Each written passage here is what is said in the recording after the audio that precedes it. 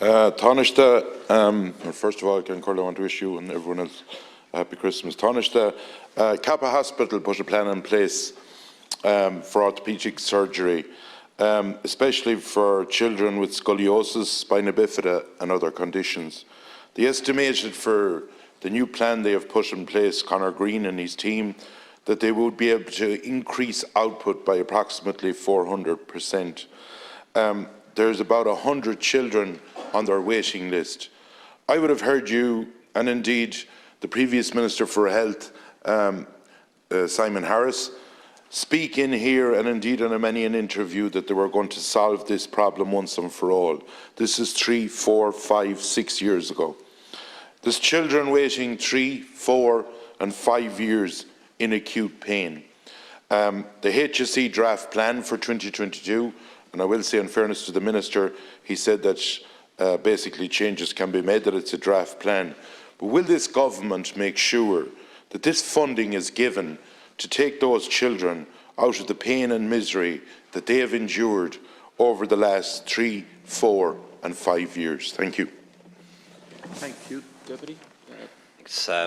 Thanks very much, Deputy. I want, again, on behalf of the Government, to reiterate that reducing the scoliosis waiting list and indeed the spinal surgery waiting list is a priority for Government. It's important to say that the HSE's service plan for 2022 has not yet been approved nor published. The HSE is aware of the level of priority Government and indeed all parties attach to this issue. Minister Donnelly will bring the service plan to Government shortly for approval. The service plan will include very significant investment in 2022 to increase scoliosis surgery capacity at Kappa Kids, Temple Street and Crumlin.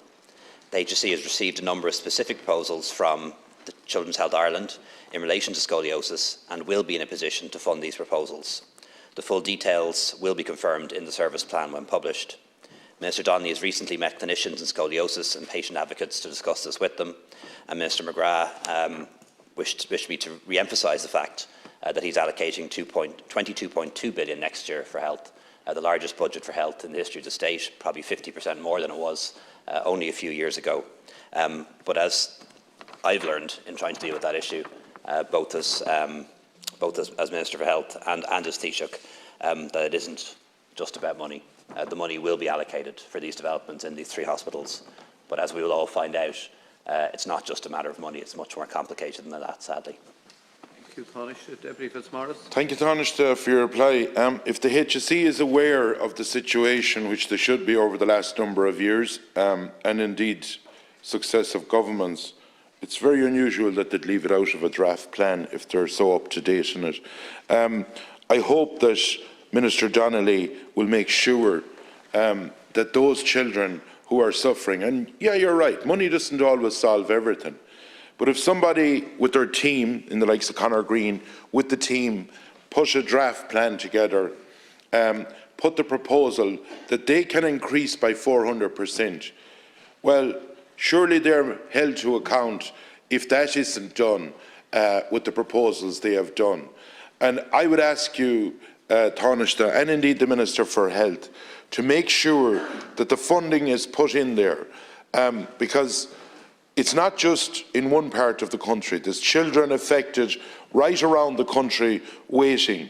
And I think, in fairness, if we can resolve an issue by taking them out of pain, with this proposal that may help. There's 100, as I said, on their list alone. And I would urge you and the Minister for Health to put the funding in place to resolve this issue. Thank you, Deputy Fitzmaurice. Tánaiste. Thanks, Deputy. I think if this was simply a matter of money or political will or compassion, it would have been solved a long time ago. And I know the efforts that have been made in recent years, whether it's sending kids to Germany, to England, whether it's new theatres, whether it's additional funding, huge efforts have been made to improve the situation. And there are periods during which it has been improved and waiting lists have been shortened.